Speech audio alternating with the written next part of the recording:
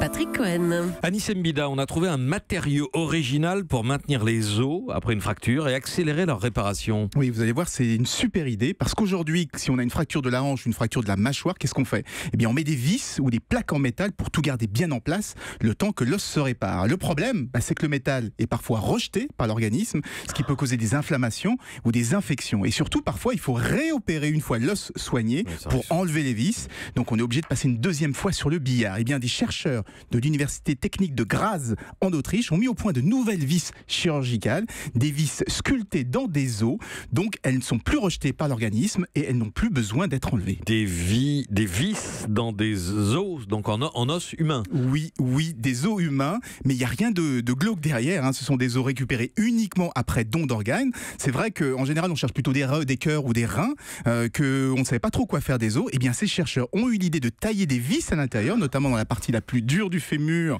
l'os de la cuisse. Et l'avantage d'utiliser des os, des vis en os plutôt que du métal, c'est que c'est parfaitement naturel. Elles se fondent complètement à l'ossature existante. Et au bout de quelques mois, on ne voit même plus rien au rayon X. Ces petits bonus, on ne sonne plus dans les portiques de sécurité. Ça alors, il y a déjà des chirurgiens qui utilisent ces vis. Oui, des tests viennent de commencer dans une quinzaine d'hôpitaux en Autriche. Des hôpitaux où il y a eu beaucoup d'infections, notamment à cause des allergies aux implants en métal. Donc c'est une réelle avancée en matière de chirurgie.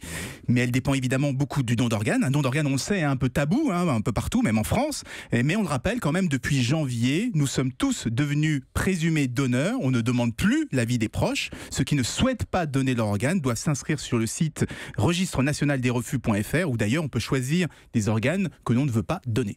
Anis Mbida, merci et à demain. Europe 1.